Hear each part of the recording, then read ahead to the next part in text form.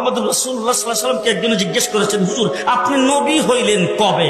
রাসূল বলেছেন, কুনতু নাবিয়্যান ওয়াল আদামু বাইনাল মা'i ওয়াত তিন। আমি তখনও নবী ছিলাম যখন আদম আলাইহিস সালাম পানি আর মাটিতে মিশ্রিত অবস্থায় ছিলেন। জিবরাইল আমিন এসে একদিন রাসূলকে জিজ্ঞেস করতেছেন, হুজুর আপনার বয়স কত? রাসূলুল্লাহ সাল্লাল্লাহু আলাইহি ওয়াসাল্লাম জিবরাইলকে জিজ্ঞেস করতেছে, জিবরাইল আমার বয়স পরে বলবো, আগে বলো তোমার বয়স কত?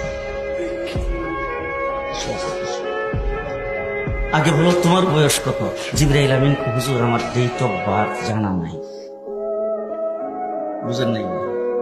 ডেট অফ বার্থ আমার জানা নাই, তবে একটা ঘটনা যদি আপনার কাছে বলি, এটা দিয়ে হিসাব করে আপনি আমার বয়স কত এটা বের করতে পারবেন। আপনারা কাহিল হয়ে গেছেন, কথা শুনতেছেন? জিবরাইল বলতেছে, হুজুর একটা ঘটনা বললে আপনি হিসাব করে তারপর আমার বয়সটা বের করতে পারবেন। যখন এই কথা বলছেন, রাসূল বলে, কি ঘটনা? বলে, হুজুর আমাকে যখন আল্লাহ সৃষ্টি করেছেন তখন আমি আরশের নিকটে দেখতাম একটা তারা উঠতো, একবার উঠলে ৭০,০০০ বছর থাকতো। কয় বছর? ৭০,০০০ বছর। এরপরে যখন অস্ত যাইতো ৭০,০০০ বছর পর্যন্ত চলে যেত, আবার যখন উঠতো ৭০,০০০ বছর থাকতো। একবার উঠলে ৭০,০০০, অস্ত গেলে ৭০,০০০।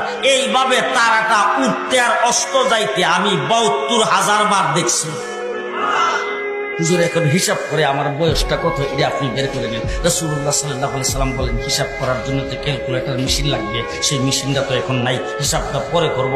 আগে বলো দেখি তারাটার নাম কি, কোথায় থেকে আসতো, এটার পরিচয় কি? জিবরাইল আমিন বলেন, হুজুর এই সম্পর্কে আমি কিছুই জানি না। আল্লাহর নবী বলেন, আমার কাছ থেকে জেনে নাও, যে তারাটারে তুমি উঠতে দেখতা, অস্ত যাইতে দেখতা, সেই তারাটাই ছিলাম আমি।